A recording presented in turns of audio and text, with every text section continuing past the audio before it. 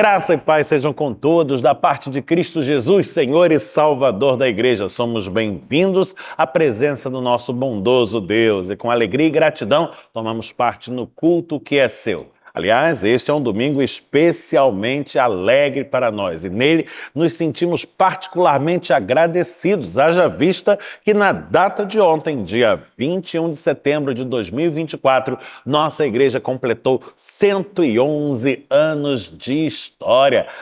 Este 111º aniversário de nossa comunidade de fé é um ensejo a olharmos para trás e reconhecermos a maravilha do agir de Deus em nossas vidas ao longo dessa trajetória, desde o início até aqui. Quantas coisas Deus tem realizado por nós e por meio de nós, e por tudo isso, nos vemos particularmente alegres e a nossa alegria é que nos faz transbordar em ações de graças, em louvores e na adoração que tributamos a Deus e a Deus somente. E é imbuídos deste Espírito que vamos tomando parte juntos no culto que é seu e para o qual nos preparamos desfrutando agora de um momento de enlevo espiritual, qual somos conduzidos pelas habilidosas mãos da nossa querida irmã organista Gisele Santana.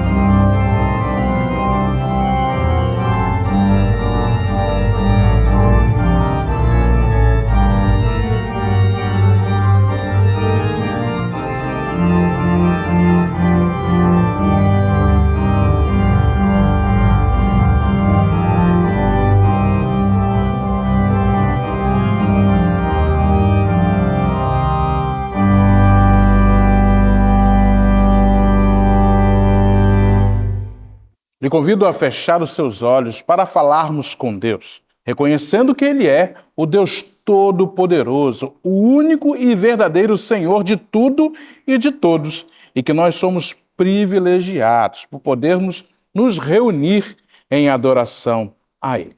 Falemos com Deus. Santo Deus, eterno Pai, magnificado seja o Teu nome em toda a terra. Que o Senhor seja bendito entre nós, pois Tu és Deus majestoso, cheio de glória e poder. Nós nos alegramos, Pai, em Te servir.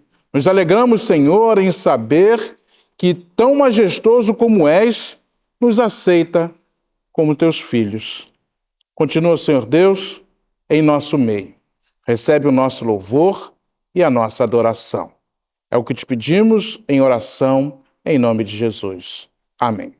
Cantate Domino, cantai ao Senhor. Esse é o convite do Coro Aidéia Moraes, obra de Mark Reis nas vozes do nosso coro, com o acompanhamento primoroso da nossa querida irmã, a pianista Gisele Santana. Ouçamos o coral.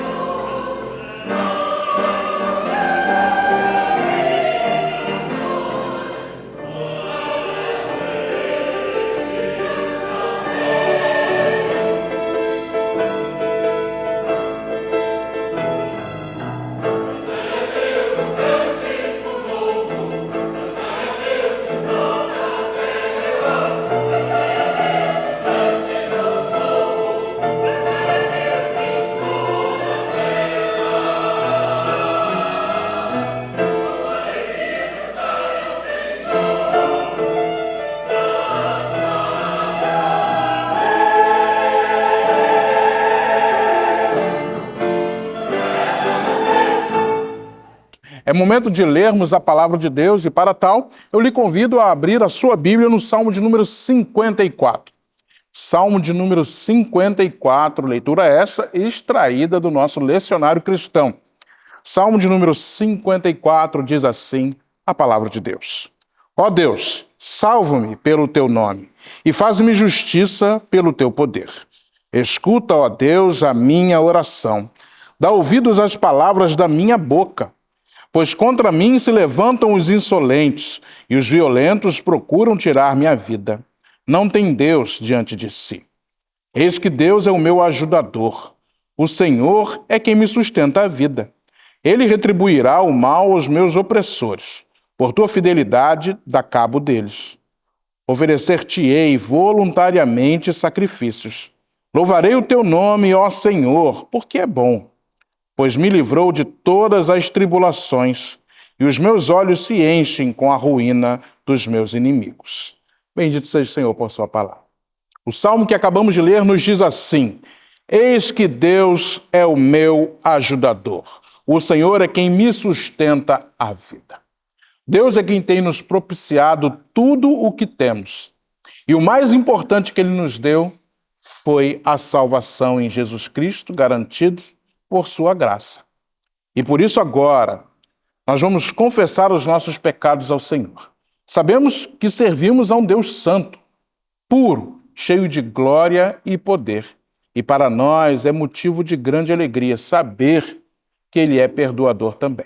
Então, aonde você está neste momento, curve sua cabeça, feche seus olhos. Se for possível ajoelhar-se, ajoelhe-se. Confesse os pecados ao Senhor neste momento.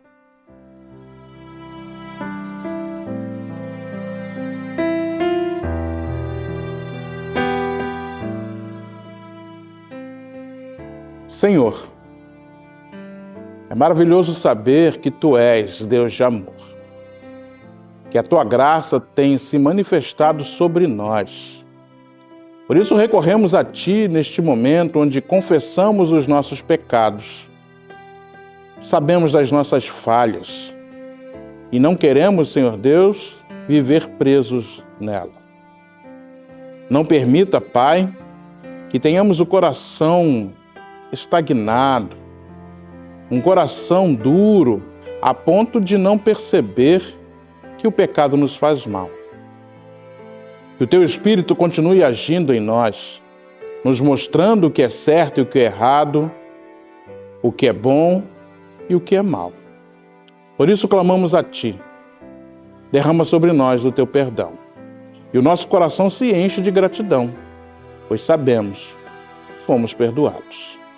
Ainda Te suplicamos, Senhor Deus, pelos enfermos, pelos enlutados, pelos que padecem, Senhor Deus, de sofrimentos na Tua casa. Visita, Senhor, os Teus filhos, que sejam, ó Pai, tranquilizados pelo Teu Espírito e que possam enxergar pelos olhos da fé a Tua ação em nosso favor. Louvamos o Teu nome. Te pedimos tudo isso em nome de Cristo, nosso Senhor. Amém. Que diremos, pois, diante dessas coisas? Se Deus é por nós, quem será contra nós? Prestou atenção no que eu disse? Olha só, que palavra extraordinária. Deus é por nós.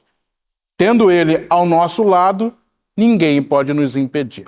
É uma certeza que deve calar fundo no nosso peito. Afinal de contas, o Todo-Poderoso, o Criador de céus e terra, está conosco. E isso nos faz amá-lo cada vez mais. Isso faz-nos querer dedicar-nos cada vez mais à sua causa. Por isso que trazemos dízimos e ofertas ao gasofilácio. Porque sabemos que tudo vem de Deus. Tudo o que temos, tudo o que somos. Qualquer coisa que sonhamos em ter um dia, virá das bondosas mãos do Senhor. Dízimos e ofertas, nós os consagramos ao Senhor, juntamente com dizimistas e ofertantes. Você está vendo aí na sua tela como você pode fazer a sua transferência, o seu depósito ou o seu Pix. Tudo de forma segura e assim abençoar o trabalho do Senhor aqui na nossa igreja. Vamos orar assim, consagrando ao Senhor os nossos dízimos e ofertas. Bendito Deus, É uma alegria para nós saber que é o Senhor quem luta as nossas batalhas. É o Senhor que tem estendido o seu poderoso braço e lutado em nosso favor. Queremos te agradecer por este privilégio. Sabemos da nossa pequenez, sabemos que falhamos, mas ainda assim o teu amor tem estado presente, se manifestado na nossa vida. Te consagramos, Senhor Deus, dízimos e ofertas, dizimistas e ofertantes. E fazemos isso com o coração cheio de alegria, em o nome de Jesus. Amém. Eu convido você mais uma vez a abrir comigo a sua Bíblia. Estamos abrindo juntos no Novo Testamento, no Evangelho de Mateus. Mateus é fácil de localizar, é o primeiro livro do Novo Testamento e nós estamos abrindo em Mateus, no capítulo de número 6. E neste capítulo vamos ler apenas 2 versículos. Estamos em Mateus, no capítulo 6, lendo os versículos de número 9 e 10. Localize na sua Bíblia, se tiver uma Bíblia consigo, o Evangelho de Mateus, nele o capítulo 6, e aí os versículos de número 9 e 10. Vamos ler esses 2 versículos, palavras do próprio Senhor Jesus. Eles dizem assim: Portanto, vós orareis assim: Pai nosso que estás nos céus, santificado seja o teu nome. Venha o teu reino, faça-se a tua vontade, assim na terra como no céu. Bendito seja o Senhor pela sua santa palavra. Amém. Recentemente abrimos a nossa reflexão sobre o Pai Nosso, conversando sobre o seu primeiro verso, sobre a sentença Pai Nosso que estás nos céus, santificado seja o teu nome. Hoje eu gostaria de dirigir o nosso olhar para o verso seguinte, o versículo de número 10, mas fizemos a leitura desde o versículo 9 para que a passagem esteja devidamente contextualizada. Apenas recordando, estamos aqui dentro do discurso mais célebre de Jesus, por assim dizer, o seu discurso mais conhecido, o chamado Sermão do Monte, que consta do Evangelho de Mateus e que está ali contido entre os capítulos de número 5 e 7. É neste grande discurso que Jesus delineia os contornos daquilo que chamaríamos ética cristã, as balizas de nosso comportamento, de nossas condutas pessoais, consoante os princípios que norteiam a nossa fé. E é bem no centro deste grande discurso que vamos encontrar esta preciosa lição acerca do modo como devemos orar, nós, os seguidores de Jesus Cristo. O mestre entrega aos seus discípulos uma fórmula de oração. E nós prezamos muito essa fórmula, temos preservado-a o quanto possível e aplicado-a à liturgia e à nossa devoção diária até. Porém, tão importante quanto a fórmula, ou até mesmo mais do que ela, são as intenções que estão presentes por detrás da mesma e que nelas se veem manifestas. Quais as motivações que produzem esta oração ou que ensejam os termos desta prece? É uma pergunta que devemos nos fazer. E é movidos por esta indagação que vamos hoje apreciando mais um dos seus versículos, desta feita, o versículo de número 10. Se você tem uma Bíblia consigo, é desejável que preserve-a à mão, ao alcance dos olhos, ao longo da nossa reflexão. Se não tem, de qualquer modo, vamos fazer um certo esforço para reter o conteúdo desse verso em particular, o texto em apreço. Venha o teu reino, faça-se a tua vontade, assim na terra como no céu. Para apreciarmos o versículo, eu gostaria de seccioná-lo, dividi-lo em partes. E a primeira coisa que quero apreciar com você, portanto, é esta porção inicial onde se diz: venha o teu reino. É a expressão de um anseio, uma súplica para que certo reino venha. Para a gente entender o sentido desta petição, a gente precisa pensar um pouco sobre os seus termos. Eu gostaria de pensar um pouco, para iniciar o nosso diálogo, sobre a noção de reino. Essa é uma palavra que parece ter um certo poder evocativo. Eu olho para ela e logo me vem à lembrança aquelas histórias que ouvíamos quando crianças, que frequentemente se passavam num reino muito distante. A ideia do reino muito distante de pronto me faz remeter a palácios, a príncipes, princesas, cavaleiros, dragões, criaturas mágicas de todo tipo. E essa é uma noção que se instalou no fundo da consciência e ficou ali por muito tempo incólume, até que veio a escola e com ela alguns fatores complicadores, como por exemplo as aulas de ciência, em que nós nos deparávamos com o reino animal, o reino vegetal, e nestes reinos já estavam ausentes os palácios, príncipes, princesas, cavaleiros e criaturas mágicas de que tanto gostávamos. E a ideia do reino, então, começa a se tornar algo confuso, como não era até então. O que é um reino, afinal? E para elucidar-nos, eu vou trocar a palavra reino aqui por domínio, pois esta é a noção que está presente no termo dentro do uso que dele se faz nessa passagem. O reino é um domínio que é regido por um rei. É mais do que um lugar, é sobretudo um estado de coisas. E nesta petição, o que o orante roga a Deus é que o reino que a Deus pertence, ou seja, o domínio que é gerido pela sua pessoa, venha ao seu encontro. Este é um anseio de todos nós. Nós que somos seguidores do Cristo, nós que acolhemos em nossos corações o mistério da sua revelação, nós que nos entregamos ao seu desígnio santo, nós somos desejosos pelo reino, pela instauração do domínio de Deus. Mas por que temos esse anseio conosco? O que o move? O que o justifica? E é para responder a essa pergunta que nos debruçamos agora sobre o fragmento seguinte do mesmo versículo. Porque ele diz: venha o teu reino, e prossegue dizendo: faça-se a tua vontade. Perceba que há um certo paralelo entre estas duas falas. De uma certa maneira, elas se equivalem.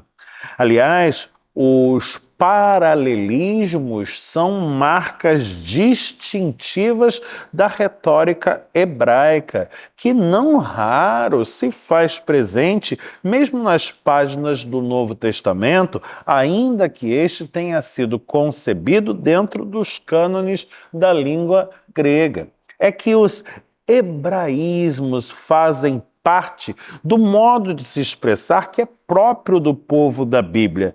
E o que quero dizer com isto é que venha o teu reino e faça-se a tua vontade são expressões que se equivalem. O que é o reino, senão um domínio em que Deus exerce a regência por meio da execução da vontade sua? Sim, é isto que esperamos no reino, que a vontade de Deus, o nosso Rei soberano, se estabeleça. E por que nós, os crentes, almejamos desta forma que a vontade de Deus se estabeleça? Ora, por uma razão muito simples. porque ela é boa, perfeita e agradável em seus efeitos. É bem verdade que não somos capazes de conhecê-la a contento. Não o faremos suficientemente. Isto é de todo vedado a nós. A própria Escritura nos fala acerca disto. Conta-nos que os caminhos de Deus são insondáveis, que os seus juízos são inescrutáveis. Ou seja, a vontade do Senhor habita a esfera do mistério, e um mistério que não somos capazes de penetrar, salvo na medida em que Deus mesmo o conceda. Mas, onde falta-nos conhecimento, abunda-nos a fé. E a fé que partilhamos e que é dom de Deus mesmo, ela nos habilita a crermos na sua palavra que não pode mentir e que nos assegura que esta vontade que a Deus pertence e que se manifesta na sua regência, no seu reinado, é uma vontade boa, é uma vontade perfeita, é uma vontade agradável nos seus efeitos. E é por esta convicção de fé que lançamos aos céus o nosso brado. Venha o teu reino, faça-se a tua vontade. Mas talvez pudéssemos ainda nos perguntar, e em que medida? Digo, em que medida desejo que a vontade de Deus se estabeleça e que este reino, por fim, se instaure em meio a nós? Em que medida almejamos o domínio divino e o cumprimento do seu querer em nossas vidas? E é em resposta a esta indagação que nos debruçamos sobre a terceira e última porção do mesmo versículo, que diz: venha o teu reino, faça-se a tua vontade. Em que medida? Assim na terra como no céu. Esta é uma forma poética, eu diria, de expressar um conteúdo que é muito significativo. Estamos falando aqui da terra e do céu. E estes termos podem ser usados com diferentes conotações. Aqui, esse binômio é empregado para estabelecer uma distinção entre a realidade que eu e você partilhamos e que poderíamos chamar mundana, ou seja, a realidade das coisas deste mundo, onde nós vivemos e nos movemos, este mundo que podemos tocar, sentir, ver, ouvir, cheirar, este mundo concreto, por assim dizer, e a realidade do lugar onde Deus habita. É próprio do linguajar da Bíblia dizer que Deus habita nos céus, ou nas alturas, ou no céu dos céus, ou seja, numa esfera muito distinta desta nossa.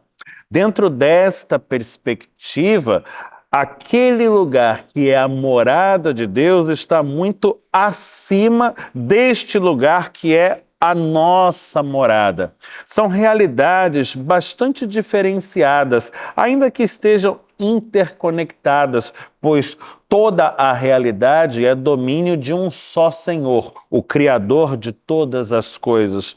Mas veja, os céus são identificados como o lugar ideal em que Deus habita, onde o seu domínio é completo e absoluto. É o lugar da santidade, é o lugar da pureza, é o lugar da perfeição. E é o lugar que todos nós ansiamos. Em nosso imaginário, nós idealizamos o porvir como um lugar mais excelente que alguém jamais poderia conceber. Todos nós carregamos no peito um anseio de que um futuro sobremodo luminoso, positivo, mesmo glorioso, nos aguarda. É por isso que clamamos tanto para que esse futuro venha e chegue ao nosso encontro. Todos nós almejamos um dia ir para o céu. É nestes termos que nos referimos ao encontro com esse futuro prometido. Ora, em que medida desejamos que o reino de Deus se estabeleça aqui, na realidade em que nos movemos? Em que medida desejamos que a sua vontade se cumpra aqui, na vida que nós vivemos? Bom, que seja de tal modo aqui como é lá. Que a terra, o lugar onde vivemos, seja consoante o céu.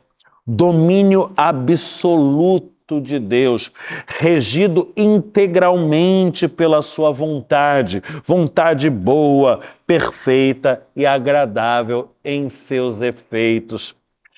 Veja se não é o anseio mais profundo de qualquer crente no Senhor Jesus Cristo que nossas mentes sejam regidas pela mente divina, que nosso coração seja consoante o coração do Todo-Poderoso. Ora, que se cumpra a vontade dele e não a minha. Esse é o meu desejo fundamental e este é o seu também. Que sejamos de tal modo absorvidos pelo ser do Todo-Poderoso que já nem possamos dizer que somos nós que nos movemos, mas Ele que se move em nós. Isto era o que o apóstolo Paulo dizia acerca de si mesmo e de sua experiência com Deus. Já não sou eu quem vive, mas é Cristo quem vive em mim. E este é o anseio que todos partilhamos e que agora vemos concretizando-se na fórmula da oração. Eu tenho certeza de que doravante, ao proferir estas mesmas palavras, mais do que reproduzir mecanicamente uma fórmula, você estará refletindo sobre as suas implicações, sobre a motivação que se oculta por detrás das palavras, sobre o anseio que lhes confere sentido e significado. Venha o teu reino, faça-se a tua vontade. Oramos nós todos, assim na terra como nos céus, Senhor. Esse é o nosso desejo, essa é a nossa petição. Assim oramos e que Deus nos abençoe. Em o nome do Senhor Jesus Cristo. Amém.